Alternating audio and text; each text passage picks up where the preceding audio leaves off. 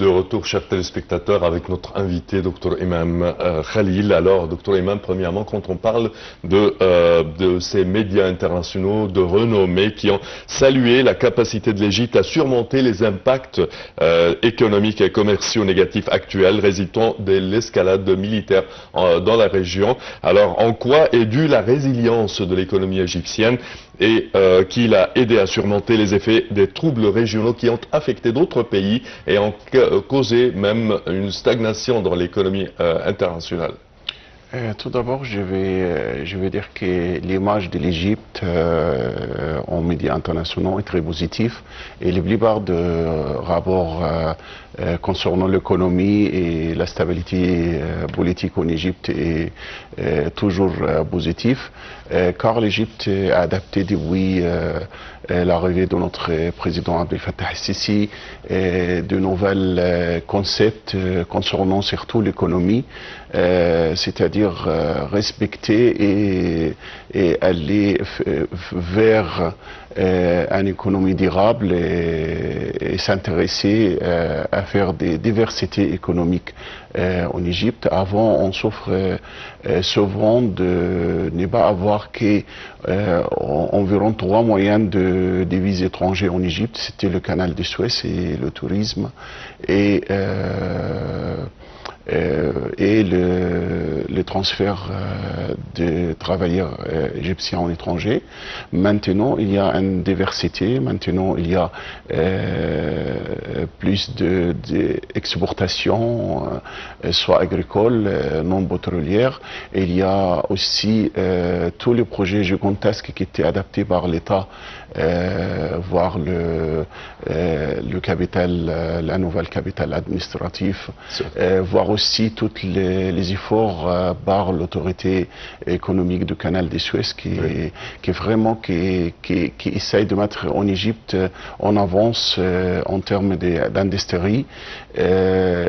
Tous les indices économiques prouve la bonne santé de notre économie. En B, si vous voulez détailler certains indices, on peut les détailler selon votre... Oui.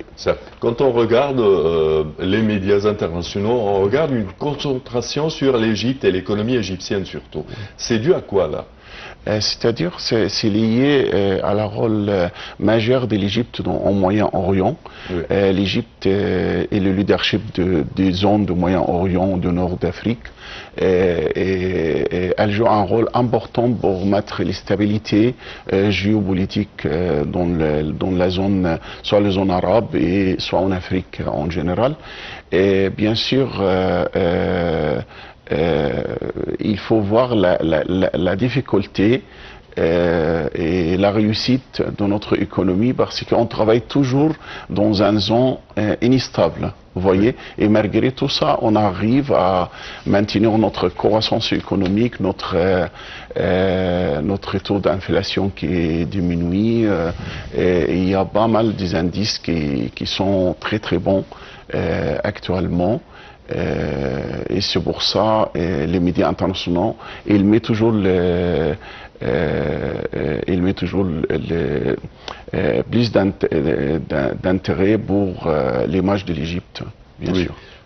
Alors la couverture médiatique internationale et des questions économiques en Égypte depuis pendant des mois de mai 2025 était objective. Parmi les sujets qui ont bénéficié d'une couverture positive de la part des médias internationaux, la chute du prix du dollar et l'échange du dollar envers la livre égyptienne. En effet, le dollar américain est à son plus bas niveau depuis 6 mois déjà. Alors selon vous, cette chute se poursuivra-t-elle? Oui, bien sûr, cette chute elle est liée à... il faut savoir que le dollar, comme des autres produits, c'est comme une... on peut déterminer le prix du dollar par rapport à la demande et l'offre. Oui. Lorsque on a plus de demandes sur le dollar, donc il y a risque de faire augmenter le prix du dollar contre le livre égyptien. Et maintenant, avec l'augmentation des surtout exportations égyptiennes, dernièrement, on arrive l'année passée, 2024, on arrive à environ 40 milliards de dollars d'exportation d'importation de produits non pétroliers. Oui. Donc il faut ajouter environ 12 milliards de produits pétroliers, donc on arrive à 52. Quant à, je crois, en 2023. Oui, 2023, c'était environ peut-être, la totale c'était 30 milliards d'exportation. Ça en termes d'exportation. En termes des revenus touristiques, de tourisme, on arrive l'année passée à 15,1 milliards de dollars, contre 13 l'année d'avant, mais il faut savoir l'époque, par exemple, de Covid, on est arrivé à 4 ou 6 milliards. Oui, c'était la catastrophe. Oui, la catastrophe. Et aussi, si on va y aller vers deux autres indices, la croissance économique même. Oui. Il y a des perspectives qu'on va atteindre le 4,2% de croissance économique pour cette année. L'année passée, c'était 3,8%. Il faut savoir, pendant les 10 dernières années, l'Égypte a maintenu un niveau de croissance économique qui est toujours plus de 3%. Oui. Et ça, pour moi, c'est un miracle. Par rapport à tout le problème autour de, malheureusement, géopolitique autour de l'Égypte, l'Égypte garde toujours cet succès en termes économiques. Et ça me donne beaucoup d'optimisme pour l'avenir de notre économie. Oui. Aussi, il faut voir tout ce qui concerne l'énergie, surtout. Si on parle sur le pétrole, il y a une grande usine de solar qui va bientôt offrir à Siout, oui. Et qui va faire une satisfaction de produits pétroliers comme le kérosène et des autres produits pour toute la zone du sud de l'Égypte. Aussi toutes les découvertes de gaz naturel ou de pétrole aussi, soit dans les déserts de l'Est. On a parlé de nouveaux puits Zohr 6. Exactement, qui va entrer 6,8 millions de mètres cubes par jour, qui va bien sûr diminuer notre importation de gaz naturel. Et moi, par rapport à tout ce qu'on voit des découvertes des pétroles actuels, je crois environ 2027-2028, on va avoir la satisfaction, on n'aura pas besoin d'importer le gaz naturel. Et je vais ajouter aussi le projet de Daba, qui est pour moi une grande réussite pour notre économie, parce qu'une fois ce projet activé, on va avoir 5 gigawatts, donc c'est 2 fois et demi de production de barrages oui, exactement.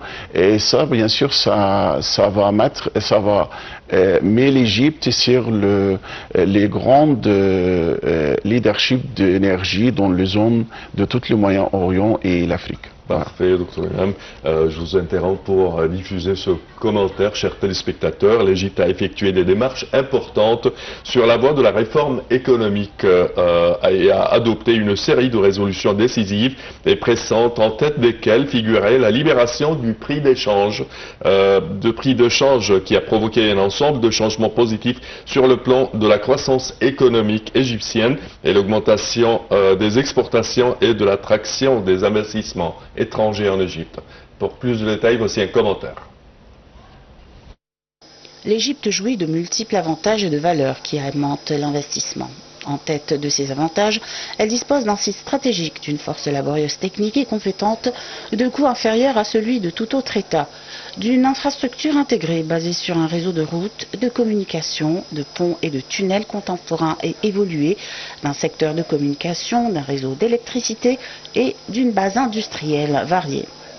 Une série de législations, lois, statuts et résolutions renforcent la position de l'Égypte en tant que terre attrayante à l'investissement. La nouvelle loi de l'investissement se place en tête de ces législations. Elle favorise l'enregistrement électronique des sociétés, unifie l'autorité chargée de l'enregistrement avec laquelle traite l'investisseur, en plus de tout un faisceau d'incentives qui lui sont présentés dans les projets stratégiques tels les réductions fiscales, les terrains gratuits et autres.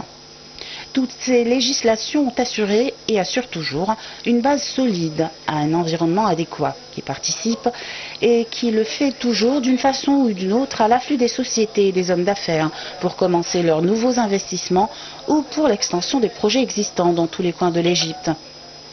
À la lumière de ces valeurs et avantages, les chances d'investissement se multiplient et se diversifient dans les divers secteurs de l'industrie, de l'agriculture, de l'enseignement, de la santé, du transport, du tourisme, de l'habitat, de la construction, du sport, de l'électricité, de l'énergie, des richesses naturelles, de l'eau, des communications, de la technologie et autres.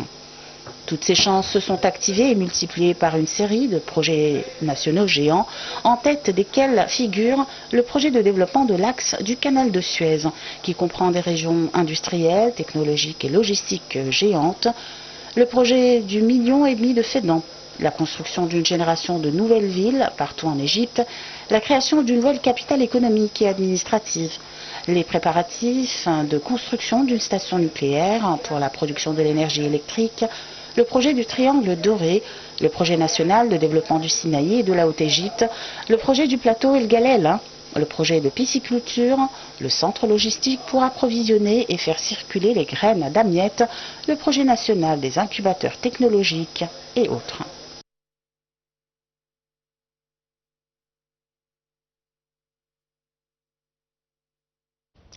Et nous retournons, chers téléspectateurs, avec notre invité, Dr Imam Khalil, qui est professeur d'économie internationale. Alors, Dr Imam, quand on parle de cette résilience mentionnée par les médias internationaux, elle est due à quoi exactement? Quand on parle de l'économie égyptienne, en 2014 par exemple, c'était toute une autre histoire. Oui, bien sûr. Je crois mettre les stratégies, je parle toujours sur la stratégie 2030, qui était une bonne démarche pour savoir en général qu'est-ce qu'on peut faire pour notre économie pendant les 15 prochaines années quand on a mis cette stratégie. Et cette stratégie a permis de diviser l'économie en plusieurs secteurs et faire la diversité. C'est-à-dire, avant, on s'intéresse à certains secteurs uniquement, ou certaines régions aussi.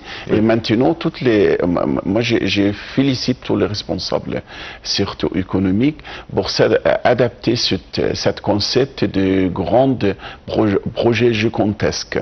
Et ça, c'est vraiment qui fait booster notre économie, parce que les grands projets comme ça, ils absorbent beaucoup de main-d'œuvre, ils donnent beaucoup de... Fait bouger la roue de l'économie.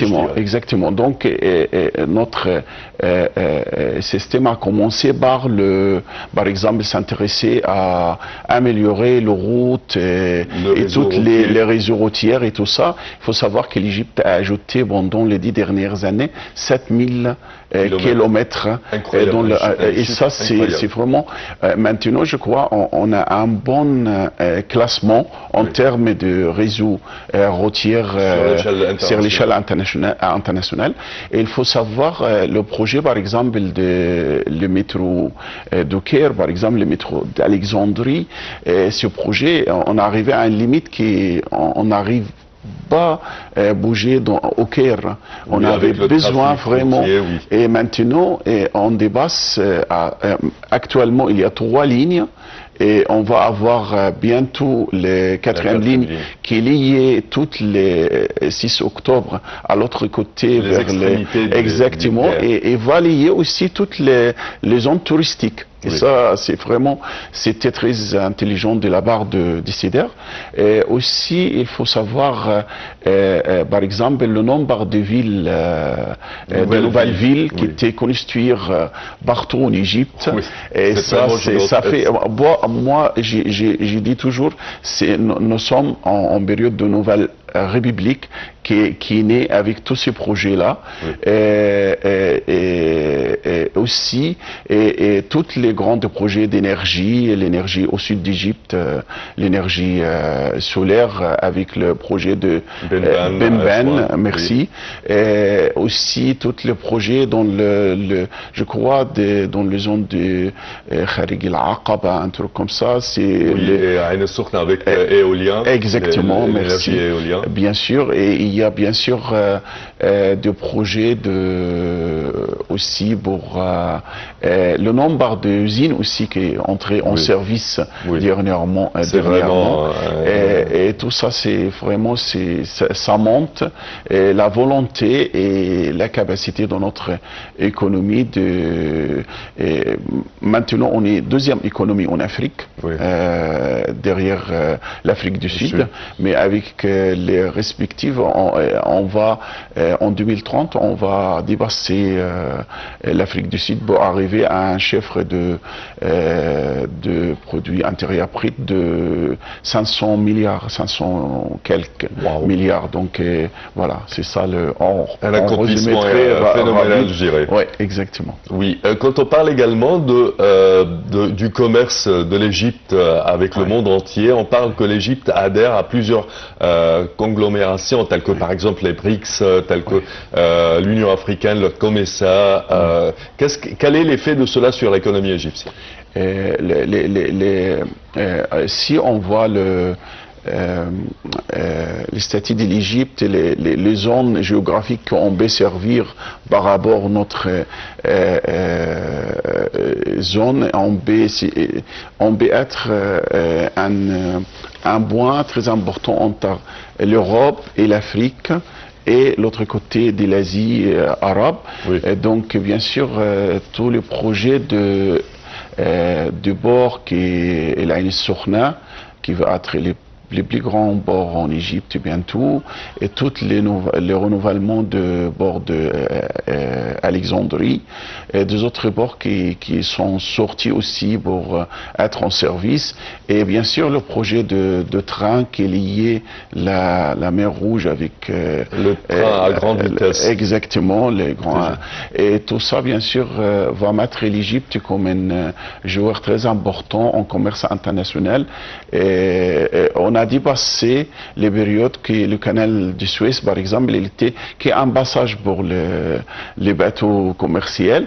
Maintenant, on est devenu une zone d'échange international pour la plupart des produits, soit pétroliers, soit énergiques, soit produits alimentaires. Également, quand on parle de ces protocoles internationaux à laquelle adhère l'Égypte, on doit mentionner certainement la zone arabe, la région arabe et les échanges commerciaux entre l'Égypte et les pays arabes, surtout les pays du Golfe.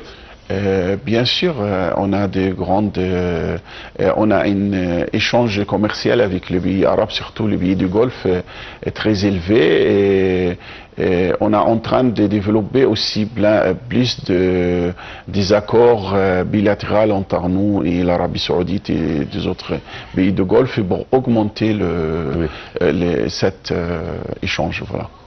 Parfait, Dr Imam Khalil, professeur d'économie internationale. Je tiens à vous remercier de vos explications. Merci à vous. Merci. Chers téléspectateurs, à présent, nous passons à notre en bref avec ma collègue Samir, bonjour, et bonjour votre invité également, Samir, et tout de suite, on va voir les actualités en bref d'aujourd'hui, du 3 juillet 2025.